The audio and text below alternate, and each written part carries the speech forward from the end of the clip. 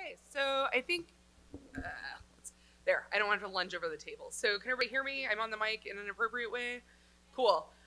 Okay, so my name's Carly Kocurek. I'm an associate professor of digital humanities and media studies, which is a huge mouthful, at the Illinois Institute of Technology. If you want to track me down, Twitter's a really easy way to find me. Also, like most faculty, they have blasted all my professional contacts all over the university website, so you can find me there too. I'm really slow at email though, so if you email me and it's like weeks later, you can email me again, and I won't be offended, and I also still might not get back to you for a while because I just am bad at it, sorry. You know, you want to be a good person and then you're just not. So anyway, thank you. So I'm a historian. I'm going to talk a little bit about what that means. And then I'm going to talk a little bit about the kind of work I do and how I do it. I'm really excited to be here. I, like most academics, mostly end up talking to other people that do the kind of work I do. And I think it's really fantastic and exciting to be talking to a bunch of people who are excited about what I'm doing, who are not like my coworkers or the same 15 people I see at every academic conference, although they're lovely people. So, oh no. Okay, we good? All right, cool. My touchpad on my keyboard, on my laptop broke like today, so it's real fun. So I come out of a very particular tradition, which is like very like conventional professional history as an academic. And I'm mentioning that not because that's like the only way to do history or the best way to do history, but it's just the particular context I come out of. And one thing before I go on, I have 2 copies of the book on the left to give away. And can someone come grab this piece of paper for me? Because we're gonna do a thing. Like, Tanya, I'm giving it to you. Okay, so when the piece of paper comes to you, write down a number, like the next number, don't just pick a random number, right? So like if you're first, you write 1 and then your first name, and then remember the number you are. Got it? Huh? I realize this, I have taught for many years. No, so do that, and at the end I'll use a random number generator and we'll draw a couple people to win. You have to be here because I'm not gonna go find you. But anyway, so I come out of academic history. I have a degree in American Studies, which is a real degree you can get. And it's really the cultural history of the United States. The field comes out of efforts to understand what makes the US culturally distinct, right? And that dates back to like the 1880s and some guy at Yale. So I've written 2 books. The first of these is Coin-Operated Americans, which is a history of video game arcades. And the other is Brenda Laurel, Pioneering Games for Girls. Side note, when they suggested that title, it did not occur to me like how appalling the history of the word pioneering is. So if they do a new edition, I'm going to fight for them to rename that, but so be it. So just, I realize it could be better. Now you all realize it could be better. But this is part of a series that I co-founded and co-edit that's about influential video game designers. So each title in the series is about an individual game designer. This is the one I did. We also have a book out about Shigeru Miyamoto. There's another book about Jane Jensen that's really fantastic. And I think we just got the contract on the next one, so the series continues. So all my slides are up. I'm having a day. Okay, so this had a picture. It looked cool. So the thing, the question here I think is like, why does the history of video games matter, right? And I think that's actually a really important question because that's an important question for any kind of history. And a lot of times people's answer is like, because it's neat. And like, that's fine, it is neat, right? But, oh, I see what happened. Sorry, I'm me. So there's a few things I'm gonna cover. Why history of video games matters, how historians work, and when I say historians, I really mean like me and people that work like me. Why preservation is important, which is a complicated issue. This idea of evocative objects, which I'll talk about a bit. So yeah, so then we want to get into why does the history of video games matter, right? And this is a picture from the entryway of Atari, kind of at their pinnacle, right? So this is like, at Atari's most successful, this is what it looked like when you walked inside. They had shingles on the wall for some reason. So one of the reasons that it ends up mattering is because of nostalgia, right? So most people that start off interested in the history of video games, it's probably because they played video games at some point. Totally fine reason to be interested, but not always a good lens for history because you tend to end up looking at the things you like and you have like really soft, tender feelings about them often, right? which is fine, and I have soft, tender feelings about many things, but it can really skew what you end up looking at, and it can also obscure a lot of really interesting things that maybe were happening off to the side of what you really loved. Another thing you can look at is technological development, right? There's tons of technological advancement. You can see that in the pop-up museum here, where things are changing really rapidly. It's really interesting and exciting. There's tons of engineering history there, electronics history, etc. Industrial and business history, right? How does this go from being kind of like a bunch of tiny businesses or coin-op companies, which people forget about, and how does it go from that to being a really robust industry that actually outgrosses Hollywood, which is still just like, that's a lot of money, y'all. And then media history, right? How do we talk about media and the way culture reaches people, the way people engage with media objects? Cultural history, which is my own background. How do you make culture? How do you intervene in culture? How does culture get shaped? Who's it for? And then the last one is design practices. And what I mean by that is kind of, if we think about game design as a professional field, if you're a filmmaker, you've probably seen Citizen Kane, right?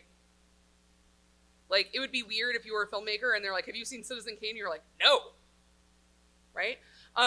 But it is really common for me to ask someone in the industry, for example, when we were looking for someone to write a foreword for the Jane Jensen book, I asked several people who are leading game writers, because Jensen's background's in writing, and I was like, oh, would you be interested in writing a foreword? We're looking for someone from the current industry to write a foreword to this book about Jensen and her influence. They're like, I don't know who that is, right? And like, on the one hand, that's fine. On the other hand, it's weird that we have an industry that has and a whole design practice with very little awareness of who's come before us or what they were doing or how they did it, right? That's a really strange way to have a profession develop. So, yeah, there are some reasons for that. So, how do you do history, right? This is the question I want to get to, and this is where I'm kind of thinking about a little bit of outreach here. So I think people forget about the humanities, or they think the humanities is fluffy. History is actually, it's an empirical field. It's based on massive amounts of archival research, which is taxing and tedious. It requires an extremely specialized skill set. That picture is a real picture I took of a small number of the trade journals I went through page by page for that first book. I read thousands and thousands of pages of trade journals to write that book. They are not indexed, they are not digitized, they are not available in a full set anywhere. I had to go to 3 different places. Those are at the Strong Museum of Play, which has the most of them of anybody. But they don't have all of them. Also, they smell like cigars because some guy owned them in his garage that was full of cigars. Right? So how do you do history? There's a couple different main things. So secondary sources are where you start. Who can straw poll, I'm not gonna actually ask. Who knows the difference between a secondary and a primary source? Yay! Okay, so a secondary source is a source that's like a degree removed from the thing itself, right? So you start with secondary sources or use them to make sense. So like books and journal articles that other professionals have written, right? Like things where other people have written histories of the thing. Press coverage, often a secondary source, sometimes a primary source, gets into a muddy area. Documentaries, right? Because they've been edited. Right? So when you see a documentary, it's not everything that person said, it's the parts that made a good story. And then we get into primary sources. And this is the thing that I think often separates like really rigorous, interesting historical research from just kind of like historical, kind of circulation of information, right? So printed matter and documentation. So again, the thing itself. So trade journals from that period, all of the manuals for all the arcade games themselves, flyers, people's business records, like all kinds of stuff, right? Things that were used to sell things, magazines, you name it. The artifacts themselves, right? So like literally the thing itself. So arcade cabinets, people's weird stuff, prototypes of things, right? All kinds of stuff. And then papers, which is this nebulous but very exciting category. And this is where you get into like boxes of weird stuff. And I keep joking that someday I'm going to open a box and it's just going to be like 8 daggers and an empty Big Gulp cup, but it hasn't happened yet. But I have opened boxes and been like, there are 17 paper clips and a plaque and a VHS tape. You know, and so papers though are kind of the things that are generated. So this might include like design documents when they were still printed. It might include people's handwritten notes from their design process, people's notebooks. It might include letters they sent or received. It might include one really exciting set of things I looked at was from the Her Interactive papers at the Strong, and they have the notes from a focus group, a series of focus groups that they did, trying to figure out like what girls would want in a Nancy Drew game, right? It was when they were first making the Nancy Drew games. And my favorite one, and they're all kind of like impressionistic notes written by like the adult person that's listening to these girls, right? These kind of middle school age girls. And at one point it says like, they like Sim Earth because they like building things and to destroy. And destroy is underlined like 8 times. And I'm like, they must have been really into destroying. And so papers are really rich and really exciting and also really weird. They're also really hard to find, especially from things produced in corporate settings because corporations like to keep a lid on their stuff. And then another thing you can engage in is not documentary production, right? So the finished documentary becomes a secondary source, but documentary itself, right? So long form interviews, oral history interviews that are recorded in full and preserved in full.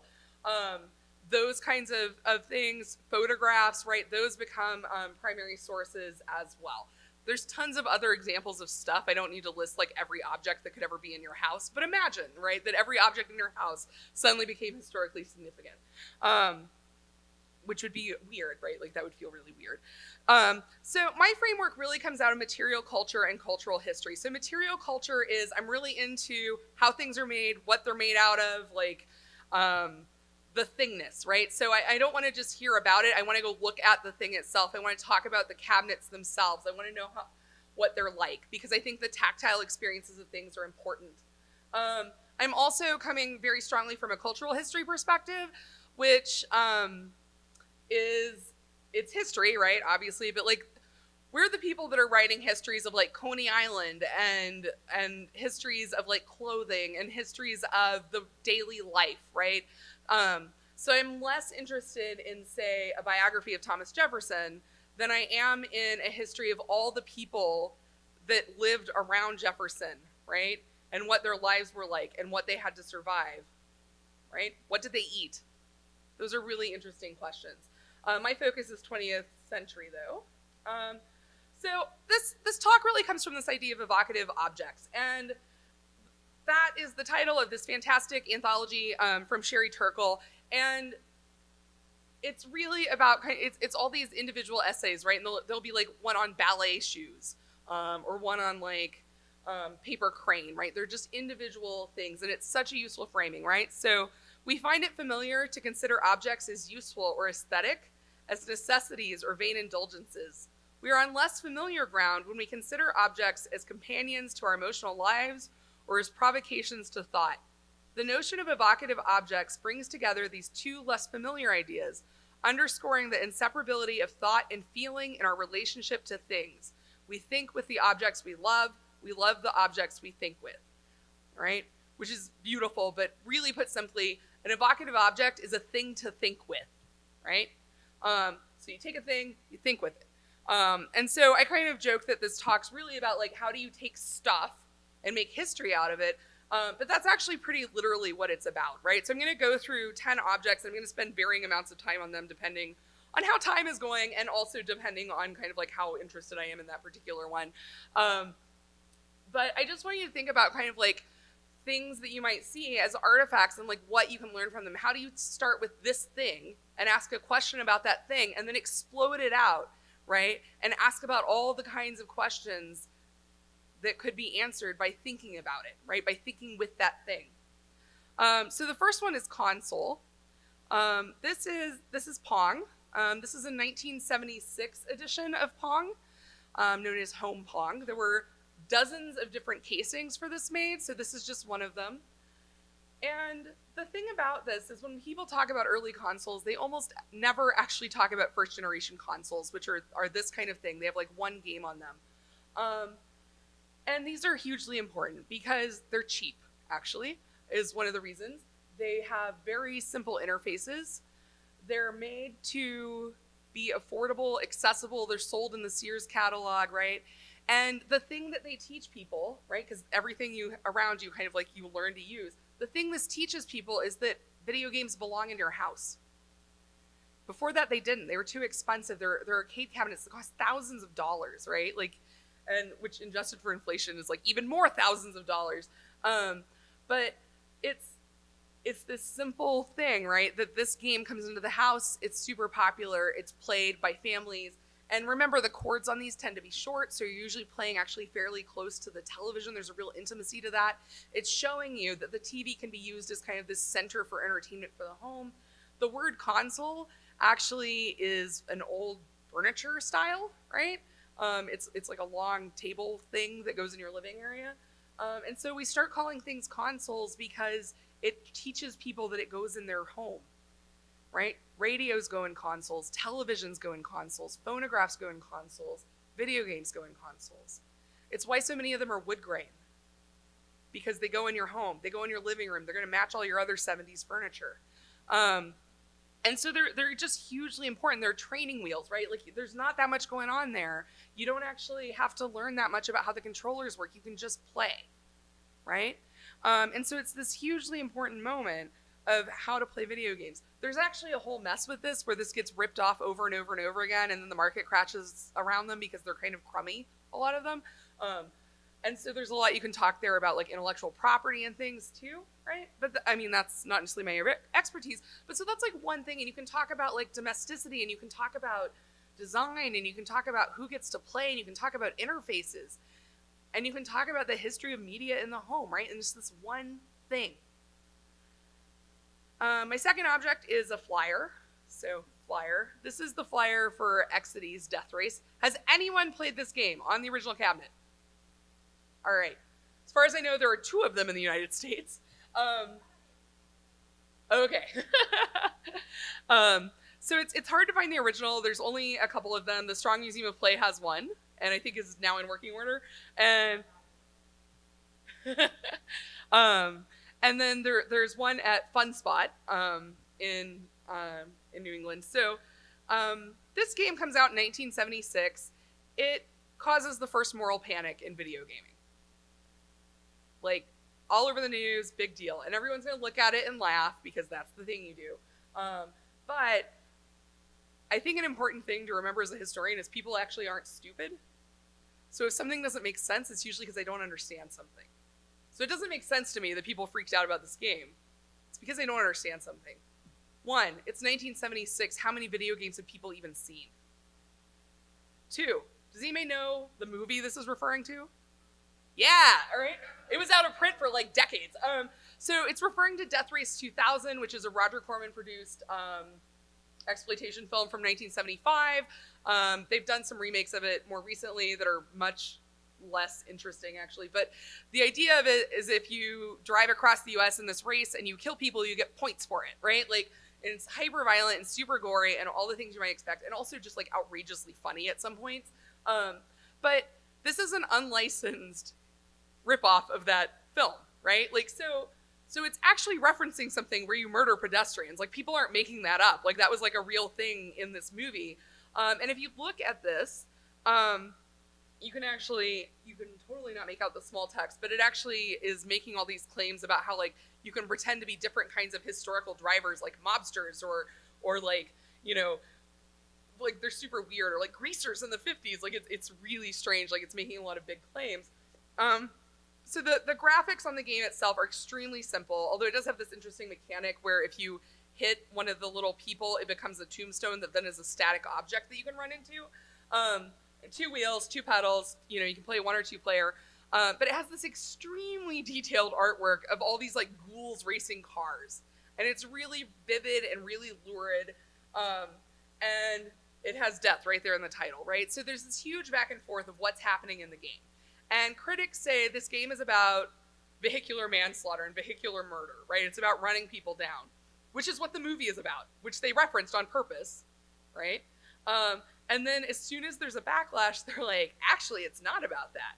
It's about chasing monsters. They're monsters, right? And so they make this little like shriek noise when they're struck, and they're like, see, we're people too. That's not a scream. We could have made a really realistic scream. They could not have made a very realistic scream. And we chose not to, right? we're chasing monsters. It's fine, right? And so there's all this like back and forth of like who's a monster and who's a person. But there's so much here about like how you make meaning out of games that are actually very visually simple. There's a lot here about how games position themselves in the market. There's a lot here about Scandal helps sell things, right? This was like a short run game. They ended up making more of them because people are so like outraged and it's in the news over and over. I'll do Q&A at the end. And it also speaks to how flyers work, right? These flyers are circulated to distributors and to route operators and to arcade owners. So there's this many levels of distribution. This is not how it's sold to people that are consumers. It's how it's sold to the people that get it to consumers. So they're trying to convince everyone this is like really exciting and dynamic and it's going to bring people into the arcade. The scandal that erupts proves it will bring people into the arcade for better or worse, right? So it's this really strange moment. And there's tons here about kind of violence in video games and how we talk about them together. And it's, you know, it's fun to think about this game too, because if you think about scandalous games, since then, right, you have like Grand Theft Auto and the one that Stainless Games did where you run people over, which I'm not remembering the name of right now. But what, sorry? Yes, Carmageddon, thank you. Right, so it's like apparently we're really upset when people hit people with cars. I don't know why that's like more upsetting than military violence, which we get a lot of, but like I guess it just really, really does it to people. And then my third object is cabinet, right? And there's thousands of cabinets I could pick, or hundreds at least, but this is a personal favorite. And it's also, again, like a really interesting historical moment. So Centipede is one of the only arcade games that has a woman as the lead programmer, because Donna Bailey, who worked on it, was like the only woman in that entire unit in Atari, and she only worked there for a couple of years. Tons of interesting stuff around that. But Bailey's contribution to this, one of her contributions to this is this is widely considered the first video game with AI in it. Debatable, but still interesting and definitely an important innovation there. And B, you play it with a trackball, right? Which was at the time quite unique. And you play it with a trackball because she thought the joystick was boring, right? Like that's it. She's like, it's boring. We'll change it. It has this beautiful, beautiful artwork, and I think it really is such an excellent example of how rich the artwork for arcade cabinets often is. It plays in attract mode, which most 80s era arcade games do. So if you walk by and no one's playing, it's kind of like showing off, right? Which I love. And it's called attract mode, like in the manual they'll call it this. And it's really like this interesting use of a novel interface with this like really lurid, vivid kind of like color scheme to try and draw you into play, right? Which games do over and over again. And like, I mean, you can tell, right? Like this bright colors and kind of lurid, but like this is so much brighter, right? And it really shows the game's moving away from wood grain, although you can still see the cocktail table there, right, bottom right, has the wood grain on it, right? And that one's more like furniture because it's going to go in a bar and it needs to look classy, right? This is real language from the ads. Like I'm not making this up. Like they're like, it's elegant, right? Like and futuristic. So the cabinets themselves are super interesting, and there's if you look at cabinets that have been played on for a long time, you can actually see the human wear on the cabinets, which I always find really, really interesting. So you can see where people rest their hands, and you can see the rings where people rest their drinks, which I'm sure infuriated the arcade owners to no end, right? Like, but you can see that these were used objects. The fronts are usually disgusting because people always rest their feet at the bottom, right? And so there's all these ways that these are objects marked by use that are really, really compelling. This is also another game that's really plagued by clones. So there's like many, many, many games that are like almost Centipede.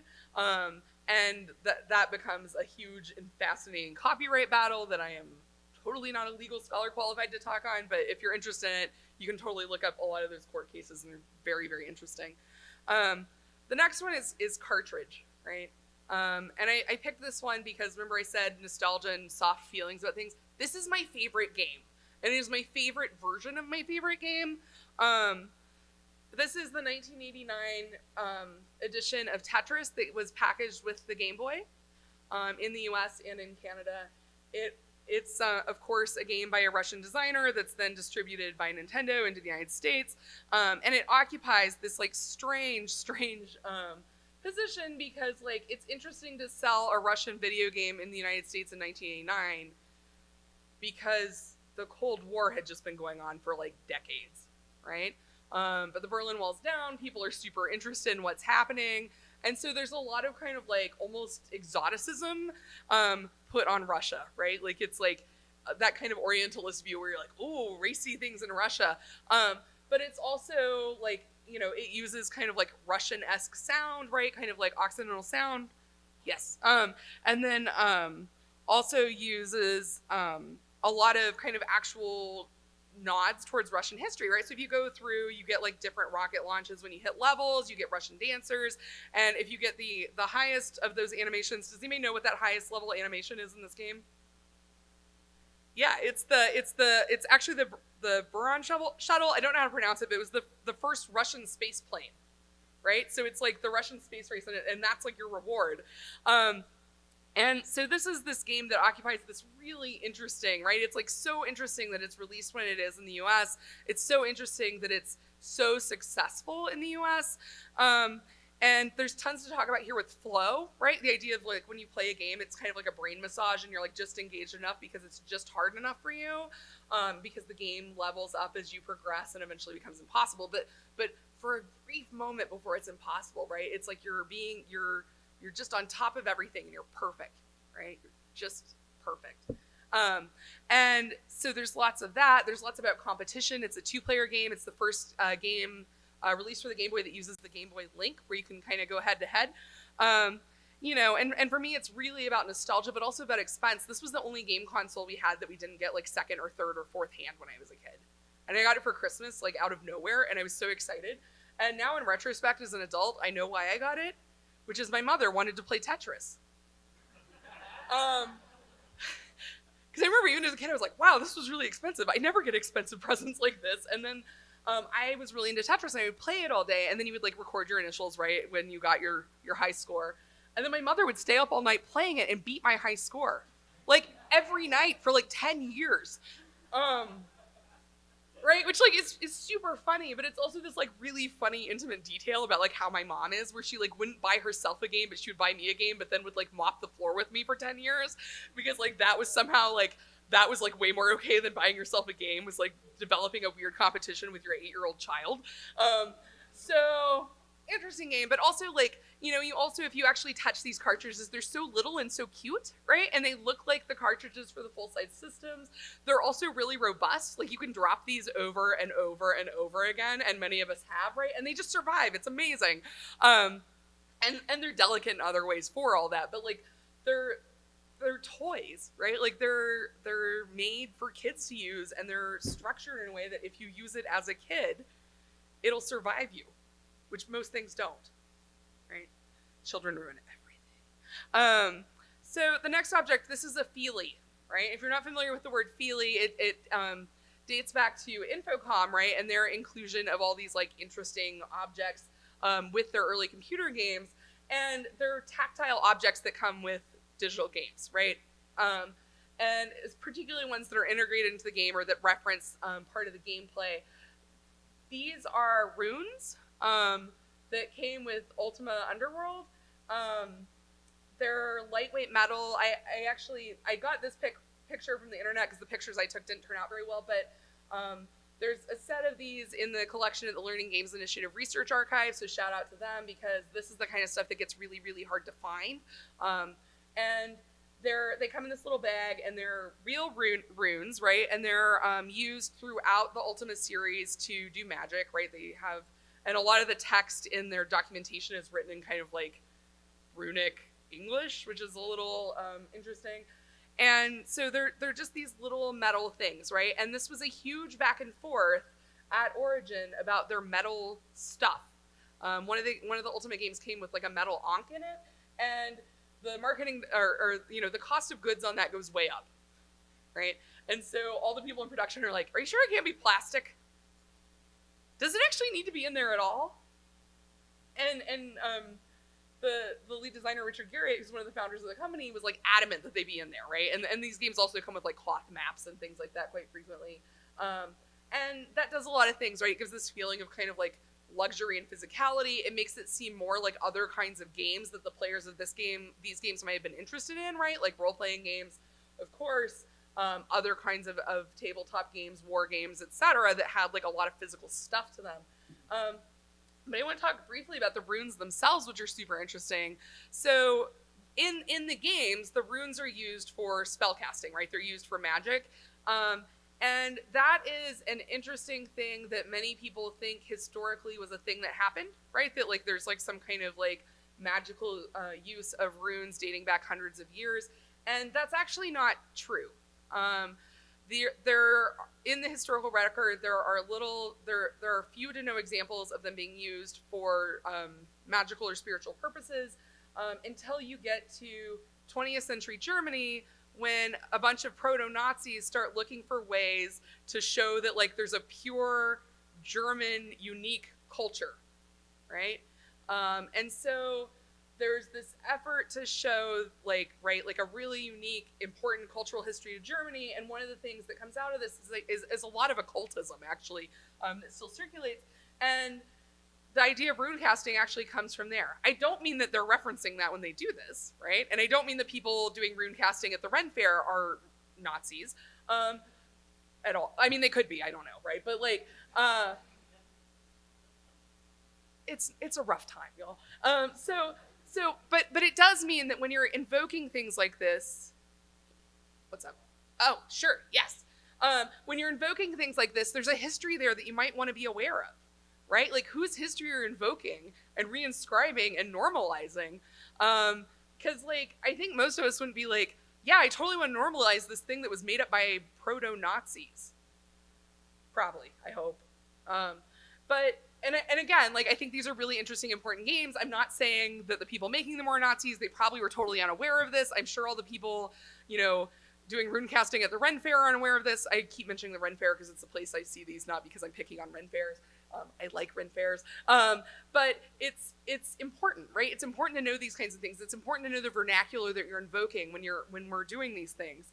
Feelies are super interesting. Tons of them are beautiful. They're also an example of things that become really, really hard to preserve and that just kind of disappear a lot of the time. Shelves. I know, right? Like, pour one out for Toys R Us. So this is a Toys R Us from 1993 in New Jersey. Yay, Jersey! Garden State. And it says games in it, which is why I picked this picture. It's a newspaper image. And it shows kind of Toys R Us at the pinnacle of its retail importance. And again, there's a lot, you can look at shelves and talk about this. So one of the reasons Feelies fall out of favor is a lot of times they make things hard to shelve, right? And if you've ever worked in retail, at like kind of corporate level retail, you know that the buyer has tremendous power, right?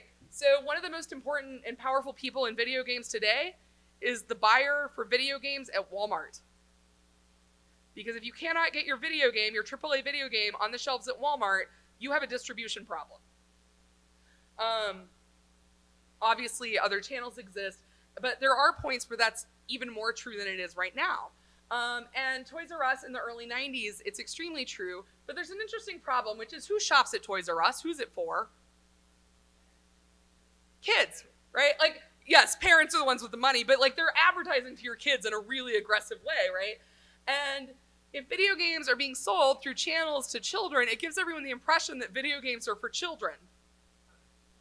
Which is fine. Some are not, right? And so a lot of the backlash to games around violence and around sexuality is because there's an assumption that games are for children, which like didn't come out of nowhere. If you're looking at your Toys R Us flyer and you see Night Trap, you might think it's for kids, right? And everyone laughs, but like that's a reasonable assumption, right? Like that's like a reasonable inference based on the contextual information. So in 1993, their Night Trap, of course, is out, and Doom, and Mortal Kombat, and there are Senate hearings about video games that result in the MPAA system that's used to rate games to this, not MPAA, that's the movie, sorry, y'all, I'm tired. The ESRB system, right? Entertainment Software Review Board system that's still used to rate games, which was based on the MPAA system, so that just didn't come out of nowhere. But, and that really comes out of this effort that we need to do something about video games. We need to do something about kids getting access to these video games. And you'll see this come up over and over again. But this is the time it comes up and actually results in a regulatory system, which is often I'll call kind of quasi-legal. They can actually sell you anything. There's like no legal, there's like no law saying that you, a child, cannot buy like a game that's only supposed to be for adults. You totally can, right? But if I work at Best Buy and I sell you that game, I'm gonna get fired. So I'm not gonna sell it to you. Similarly, I could, if I worked in a movie theater, sell a 6-year-old a ticket to an NC-17 movie, legally, totally fine. But my movie theater will fire me, right? So these are corporate policies that are enacted in a really complex way that have a lot of power and actually affect what ends up on shelves, what ends up in theaters, etc. There's a great film called This Film Is Not Yet Rated about this in the MPAA. There are similar problems with other systems based on the MPAA system, right? So we're looking at, but there's tons and tons here about shelves, right? Shelving is super important. If you can't get your stuff on shelves, if it won't sit on the shelf nicely, it's a problem, right? When my students design board games, sometimes they design games that would come in like a box this big.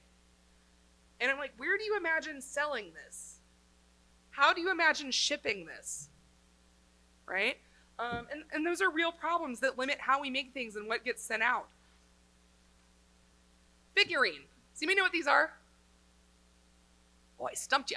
Okay, these are adventure friends. And they're little figurines that are part of the production from Purple Moon, which is a Games for Girls company that was founded by Brenda Laurel in the mid-90s. And it was based on $5 million worth of research into what girls liked and how they played. There was a lot of interest in why aren't girls playing video games, and they found that like basically a bunch of the games being made, well, there were almost no games being made for girls. The industry had started marketing aggressively to young men and boys. Sega for years they used that slogan like Sega does what Nintendo don't, which is hilarious, right? But like it was this like really aggressive, and everything was like slime and like blades, and I don't know. It's very had a real male energy going for it. So Purple Moon is one of several companies, including Her Interactive and several others, that come out of this mid-90s period. Purple Moon is, again, founded in tons and tons of research, and it's really about girlhood. And I love their games. I actually recommend them. They're very hard to access at this point just because of technological stuff. But this kind of toy, it ties this to the broader history of play, right? Like figurines and action figures and dolls have a much longer history than video games. They're played with by much younger children. They also kind of frame games as something to play with, right? It's play. Like, it's not just like rote whatever you might think, right? Like there's something really different about thinking about like, oh, you would play with the doll and then do this, right? It also speaks to ideas about transmedia and multimedia storytelling. They had a really rich website that had tons and tons of stuff on it. And also this idea of kind of like having a brand that you have a real affinity to and you interact with in multiple ways. Super, super gendered, obviously. And also there's a lot here about marketing. So there's multiple points of entry. You might come into these through the games, but you might come through the dolls too, right? You can also, so we can look at the multimedia part. The left side is, that's from Rocket's new school. And it's about a girl who goes to a new middle school. Her name's Rocket Movado. And you use this emotional navigation system where it's kind of like based on how she decides to react or how she reacts emotionally to a situation, right? And the outcomes change based on this. And they used a lot the idea of social rehearsal, that it was letting you practice how you would engage in maybe a fraught situation, right? And how would you resolve a fight with your friend? How would you comfort someone who's having a hard time? Would you lie in this situation? And it would let you practice that with like low stakes, right? You could play the game over and over again. The right one is from Secret Paths in the Forest, which is their other series that actually uses the same characters. They're just drawn in a very different style. And it was really about interior lives. So you go in, and these actually make me cry. Like the Secret Paths games, they're beautiful. Flawed, like all things, but beautiful. And so you go in, and you're in your little tree house, and there's like a drawer with your friends that are little paper dolls. And when you pick one of them, you go and hear their story, right? And then you go through a little puzzle, and when you complete the puzzle, you're rewarded with an allegory or a fable. And these are stories taken from all over the world, and the things these children are dealing with very wildly, right? Like it goes from like a kid that feels kind of gawky in her ballet class and feels really physically insecure is one of them, and then another girl, like there's some kind of like father-daughter thing at school, and her father actually has abandoned them several years ago, and her family's like in poverty. And so like these are like really deep problems. There's a lot about cultural things. One of the characters who's Vietnamese talks about feeling singled out at school and feeling embarrassed about the food she brings for lunch and things like this, but then actually like really coming to realize this is an important way to connect with her grandmother, and that the kids that aren't jerks are actually really interested in the kind of cultural richness she brings to the community. So there's like a lot going on there. They're really lovely. This company is a victim of the dot-com bubble early on because all the money starts diverting into web startups and people don't want to ship physical products. All the investors pull out, company's gone. Mattel acquires it and basically just shelves it, which is really sad. So there's a lot of interesting things here about failure too, right? Where you can actually do something really good and really interesting and really compelling and still fail.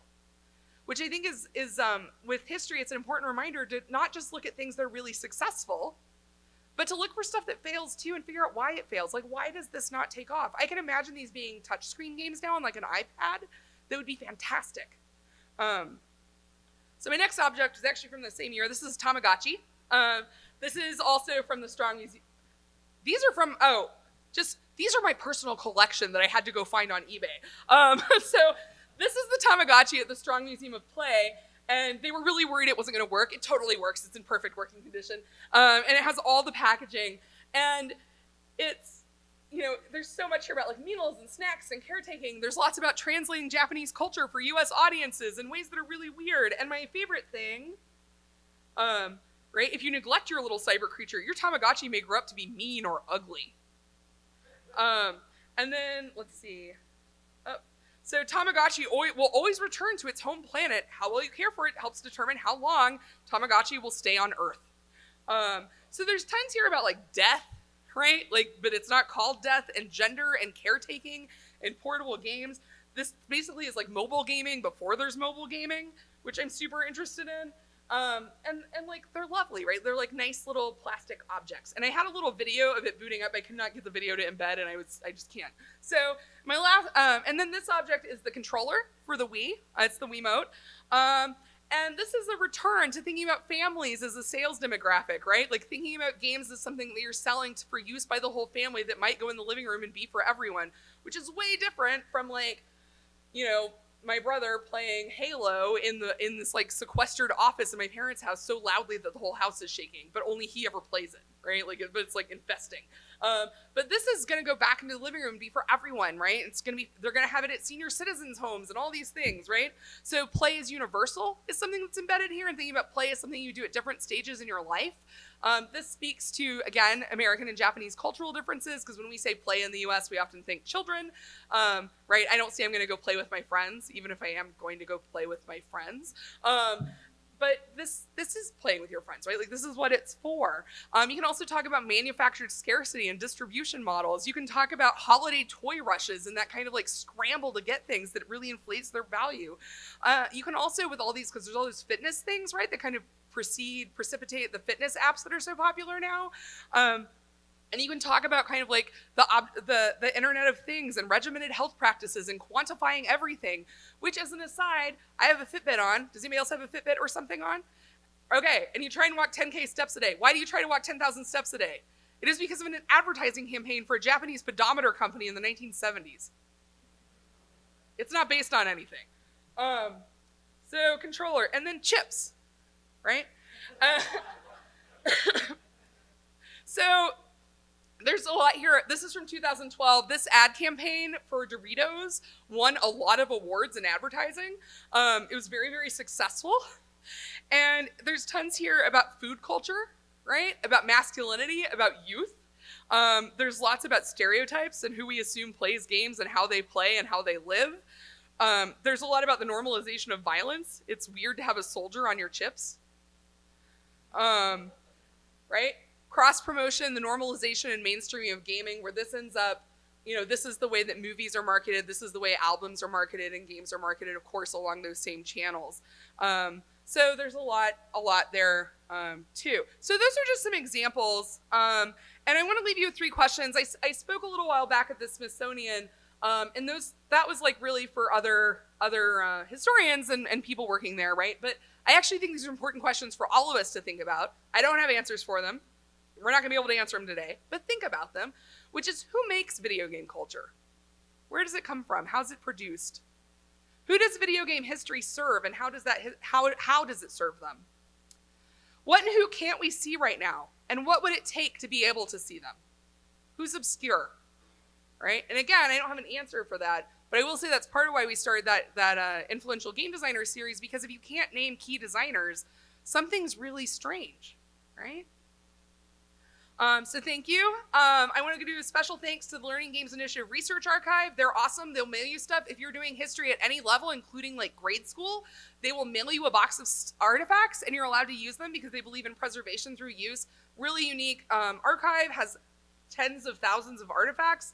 The Strong Museum of Play, some of my colleagues from there are talking later in this track. Stanford Libraries, who I've worked with quite a bit, especially on the Brenda Laurel project, and then the Internet Archive, because without them I could not play any of the CD-ROMs from 1996 because I wouldn't have been able to find QuickTime Tube.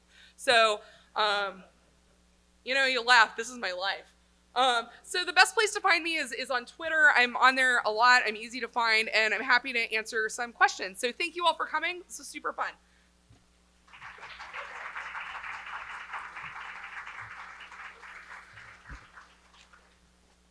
Yes, question.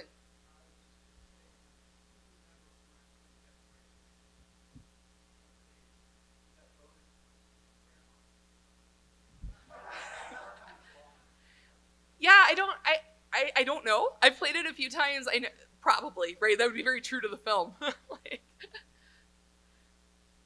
yeah, front row.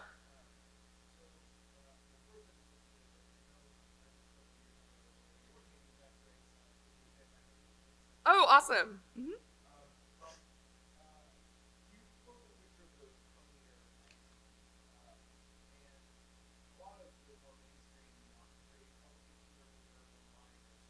Yeah.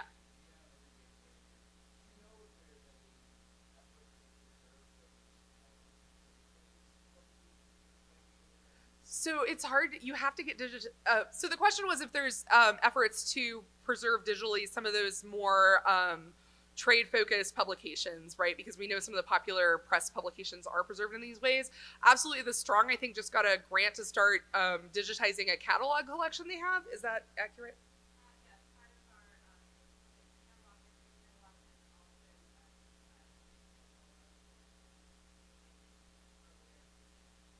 Yeah, so there are efforts, there's lots of complicated IP stuff around that, and then also even digitizing doesn't always, you still have to go through them in this very like intense manual way.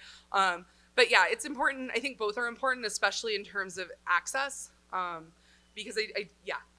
So there are efforts, there's places to throw money at them. Definitely, you know, support those, talk about them, tell people about them when you see them, and also use them, right? Like, so when those are up, like reference them, link them. It lets people know that this is important. All right, I drew one person. It is number 11. Eric, you get a book.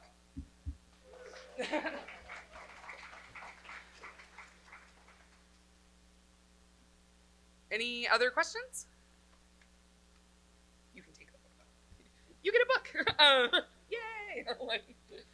And then the other number is 26, Molly. Molly also gets a book. All right, and then we have about 10 minutes left for questions, or I can stare at you. Yes, Tanya.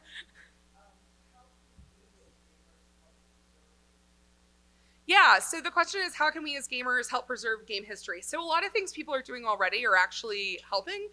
So things like making playthroughs are really important, especially if you have older games or games that are kind of hard to get.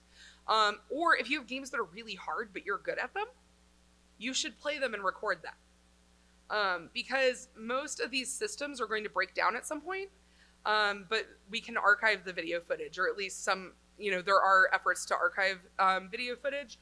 Also, if you know people that work in and around the industry, or if you work in and around the industry, if there is any chance in hell that your company or you can save your papers, even if they're digital, and share them, you can actually give them to an archive and put a lock on them and say this can't be released for 20 years. You can do that, right? And then it's in there for the future, but it's not gonna mess up your current like marketing plan, right? Or your current business plan. You can buy our books, right? But you can also do that without money. You can ask your library to get our books. That helps a lot, and also libraries are awesome. You can talk about old games, right? You can read about old games. You can talk to people about why they need to preserve stuff. You can talk to people about like what things are similar to that are from earlier than 10 years ago. Because a lot of things get compared to stuff that's from the past few years, and that's sensible and it helps. But if you're someone even that's blogging or tweeting and you say, oh, this reminds me actually of this game I played when I was 12, or this game I played in 1987, like that will get people thinking about those. Go looking for things that you have questions about. Go spend money at arcades that have old cabinets. They're all going to fall apart eventually. Right? And so the more people that play them and record them, the more we'll be able to keep that information circulating. If you have old stuff that you think might be junk, but maybe it's cool, make sure it's cool first before you throw it away, right? Or make sure it's junk before you throw it away. If it is cool, don't throw away your cool stuff. If it is cool, though, there's archives that are taking donations that you can talk to, and they might want some of those things, right? A lot of the things in archives were saved by ordinary people that were interested in archive. A lot of important collections have come from people that worked in the industry or people who were journalists or who started initiatives because they wanted these things to be available. So you can actually do a tremendous amount without any particular professional training, and you can work with professionals in a way that's helpful and meaningful for them. Yeah. Yeah.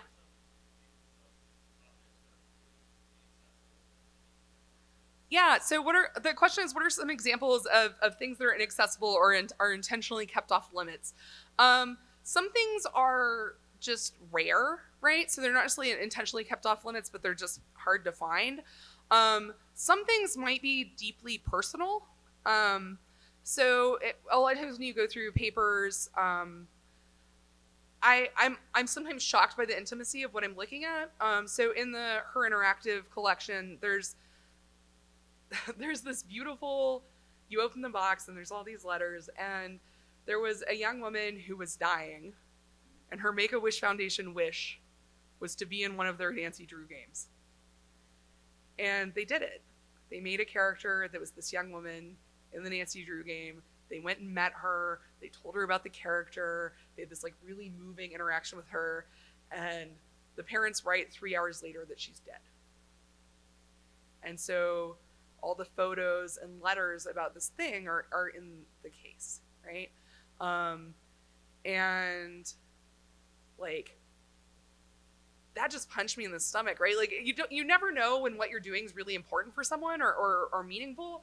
But then also I feel kind of weird, like reading about this, even in the newspaper, sometimes I'm like, oh, this is horribly intimate. And like seeing these letters and knowing like the developers were in there, I don't know, it just felt really intense. And there's dozens and dozens of stories like that, I'm sure, that aren't maybe as dramatic as a Make-A-Wish Foundation story, but are quite intimate.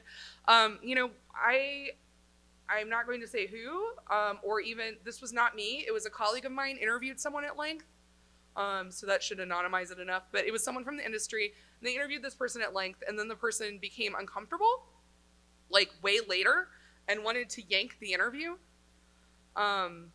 And I don't think anyone in that situation had done anything wrong or offensive. I think that it can really expose people and make them vulnerable. And I think sometimes people realize that later and get uncomfortable.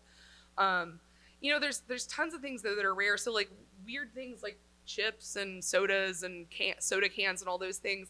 Very few places save that kind of stuff. The Learning Games Initiative does. But like those are rare just because like they're garbage, they're ephemera. Like people eat the chips and throw away the bag, which is like a reasonable thing to do with garbage. But sometimes your garbage is interesting. Yeah.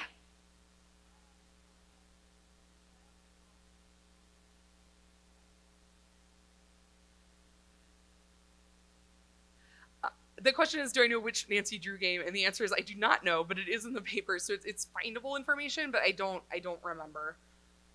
And hand here.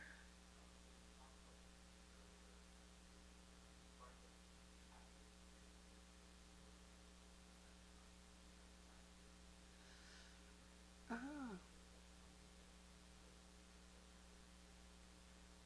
So the question is if pack-ins and feelies and those kinds of objects that come with games come in and out of fashion, and if we might see fewer of them now because things are digital. I think we see more game merchandise in general now, like a lot of game merchandise in general now in a way that we wouldn't have in the past, although there are moments like with Pac-Man and Ms. Pac-Man where you just get thousands of things. in the marketplace. They do come in and out of fashion. It has to do with like specific producers and how the money's flowing and all kinds of things like that. It also has to do, I think, with kind of storytelling modes. So a lot of the early ones were intended to do like copyright protection, or to like make the game seem valuable. They do happen some now. So like I have a reissue of Night Trap, and it came with like a bunch of stuff, like trading cards and weird stuff. And I see that happening more now with like Kickstarter things. So I think often now it's done as a premium, like as something to make it valuable or to get early buy-in. So kind of giving that like sense of like, oh, you have to get it now because later you can't get this thing. Whereas a lot of these earlier games, like every single copy had that during the initial run. Does that answer? Okay, cool. Yes.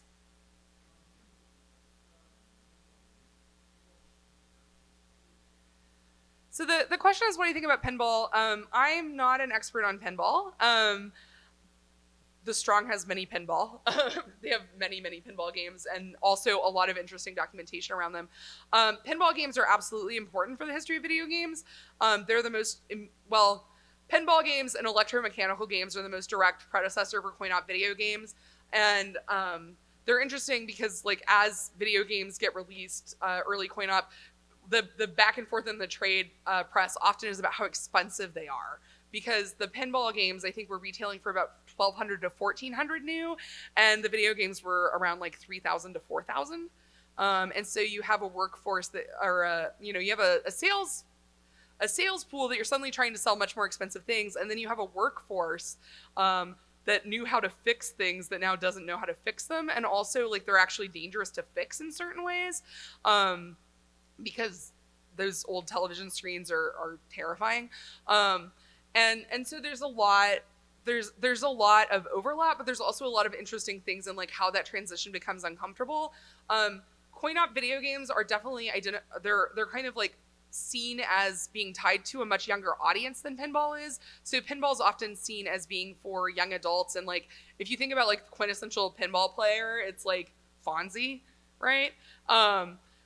Which is like really interesting. And part of the difference ends up being that the industry sees the interest of teenagers and children in coin-op video games and is like, oh, we can rebrand as being super wholesome. And so there's tons and tons of efforts to do that, which I talk about at length in my book, which you should totally read. But no, that's my kind of short version on that. Yeah. One more question? Yes.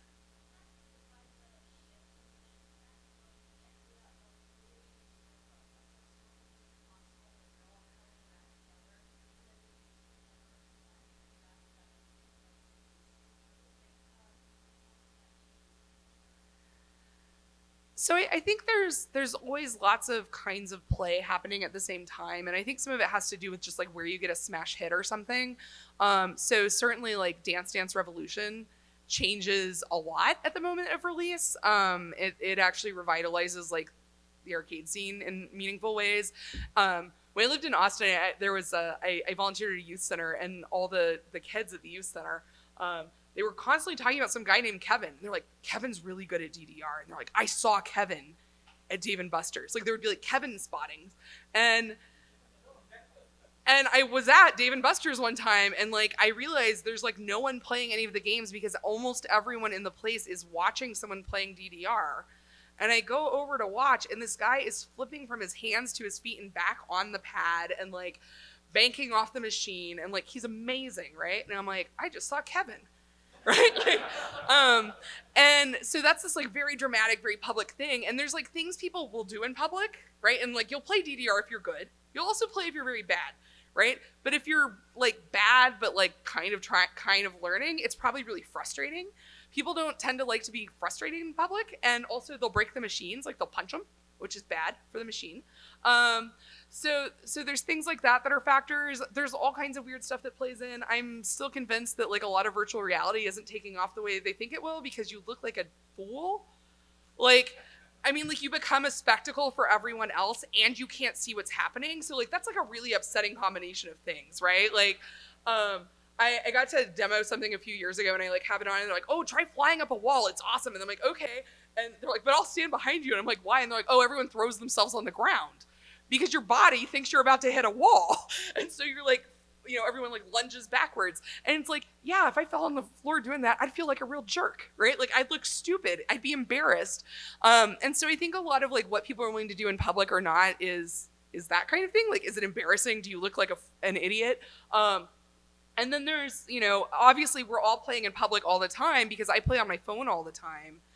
Samuel Tobin, my colleague, has written a lot about kind of the posture of playing on mobile devices, which I recommend his work. He's really smart, thoughtful guy. But yeah, I think there's like public and there's pushback and pull forward, right, on what's public and what's private. And like you'll see resurgence in kind of arcade-like play.